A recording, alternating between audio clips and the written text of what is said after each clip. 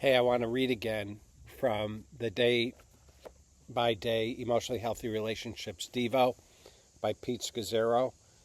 And this one is under the category Silence and Stillness Before God. But we again are going to visit Job for just a moment, the book of Job and the man of Job. And I'm just going to read a few things from his book. After this, Job opened his mouth and cursed the day of his birth. He said, "May the day of my birth perish, and the night that said a boy is conceived.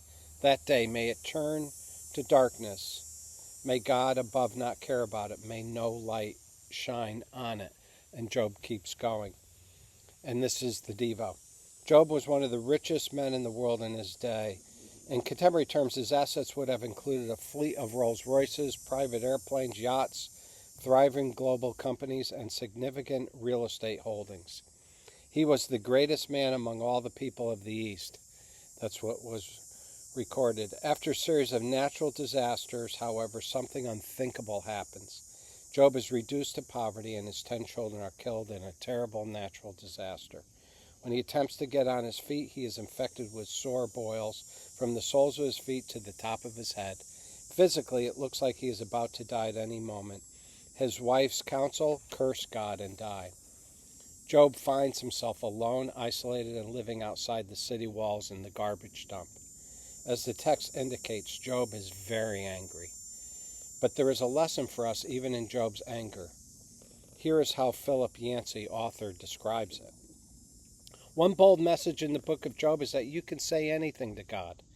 Throw at him your grief, your anger, your doubt, your bitterness, your betrayal, your disappointment. He can absorb them all.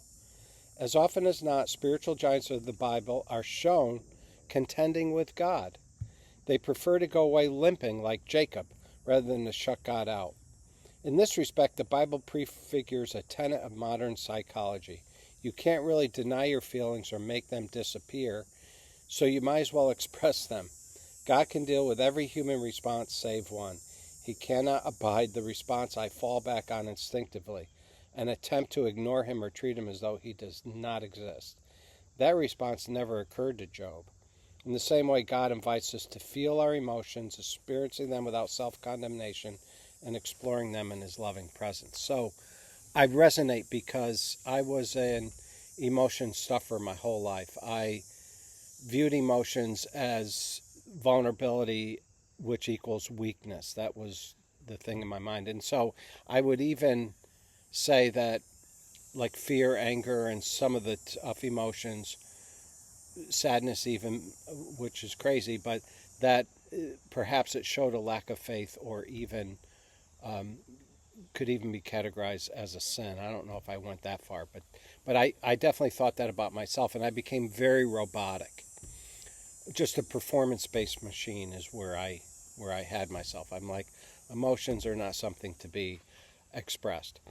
And so I found out in my 50s when I hit the walls of my life, especially cancer, that that was in fact an incorrect and even unhealthy perspective on emotions, that God wants me to be a healthy emotional man, not something we talk much about.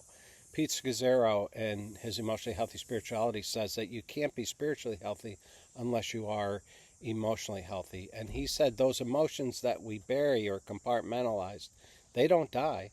They just get buried alive. And that's been my experience in my emotional life till I got into this program, till I got into recovery, 12-step recovery, Christ-centered program, till I experienced my cancer journey. And I will say that I was at a point in my cancer journey where I was 10 years into it. I was in my 14th surgery. It was a life-changing experience, that 14th surgery. I was in Lennox-Hill Hospital. I've mentioned it before, with 3 surgeons. They didn't know what to do. I woke up with plumbing drawings next to the pillow, on the pillowcase next to my head. And the doctor told me later that there was 50 years of experience between these surgeons, and they said, what do we do next? I knew from my research this had a 5% survival rate, and I woke up in the midst of that chaos, that devastation, that depression, that blackness, everything. It's the darkest I've ever experienced within my life, a deep darkness. And I can remember trying to stuff those emotions of fear and sadness. And I couldn't. I woke up the next morning and Leslie, my wife then, and my son, who's a doctor now, were there, and I just burst out crying. I couldn't control it, and I just said, I can't do this anymore. I'm done. I can't. I can't do recovery, 30 days. I'm just going to pass. What's the point?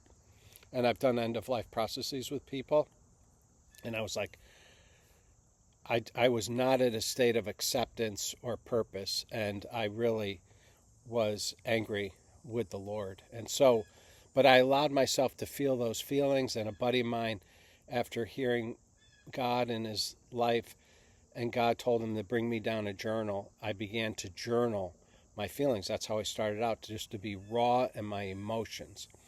And it was amazing what happened. I was in a state of just utter hopelessness, and I felt God embrace me in that place, ICU, in the hospital. Got him with a huge incision, nowhere to go, powerless, hopeless. And I felt God embrace me. And as I told him, where are you? Why did you leave me? I don't want to die. All these things that I wrote down, I felt like God saying, I give you permission to write this stuff down. In fact, I welcome it because I want to hear from you. I want to hear your heart. I want to hear you. And it just launched a whole new way of talking to Jesus, even just to be completely honest and authentic, that he has big shoulders, that I'm not going to offend him. And in fact, by even talking with him, I'm honoring him.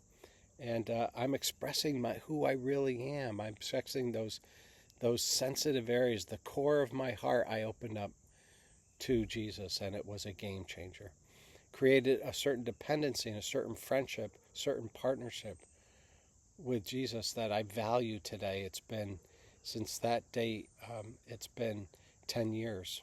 And I value the fact that I can express emotions to Jesus. And, I'm in a place where I process them, I acknowledge them, I process them, I express them, I look behind them, what's going on, and then I surrender them.